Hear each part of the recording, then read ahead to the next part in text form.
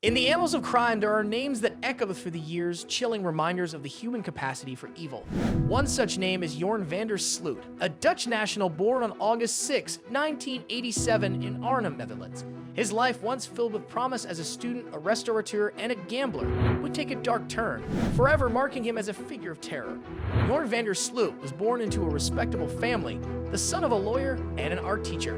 In 1990, his family moved from Arnhem to Aruba, where he was an honor student at the International School of Aruba. He was a star soccer and tennis athlete, competing in doubles tennis with his father. But beneath this veneer of normalcy, there were signs of trouble. His mother admitted that he had a problem with lying and had a tendency to sneak out the house at night to go to casinos. The first crime that would catapult van der Sloot into the public eye was the 2005 disappearance of Natalie Holloway, an 18-year-old American who vanished while on a high school graduation trip to Aruba. Van der Sloot, living in Aruba at the time, quickly became the prime suspect. He was last seen leaving a bar with Holloway. Despite multiple arrests and extensive investigations, Holloway's disappearance remains unsolved. The case drew international attention, turning van der Sloot into a household name synonymous with suspicion and mystery. His inconsistent statements about the night of Holloway's disappearance only added to the public's suspicion. Fast forward to 2010, 5 years to the day after Holloway's disappearance. In Lima, Peru, 21-year-old Stephanie Tatiana Flores Ramirez is found dead in a hotel room registered to none other than Joran van der Sloot. This time, the evidence is damning. Van der Sloot is arrested, and in a chilling confession, he admits to bludgeoning Flores. He later tried to retract his confession, claiming intimidation by the Peruvian police and framing by the FBI. However, a Peruvian judge ruled that the confession was valid. In 2012, he is sentenced to 28 years imprisonment for Flores' murder. While in prison, van der Sloot's dark saga continues. In 2023, an additional 18 years are added to his sentence for trafficking cocaine while incarcerated. His life in prison is marked by a series of bizarre events. He marries a Peruvian woman, Lady Figueroa, in prison and fathers a child with her. He also attempts to sell information about Holloway's disappearance, leading to charges of extortion and wire fraud in the United States. In the same year, Holloway's mother announces that van der Sloot will be extradited to the United States to face charges related to her daughter's disappearance. The news brings a glimmer of hope to the Holloway family, who have been seeking justice for their daughter for nearly 2 decades.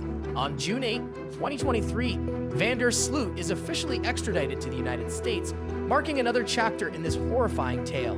The extradition is a significant moment, not just for the Holloway family, but for all who have followed this chilling saga. The investigations and trials surrounding Joran van der Sloot were as complex and chilling as the crimes themselves. In Aruba, despite the lack of a body or concrete evidence, the authorities pursued the case with relentless determination.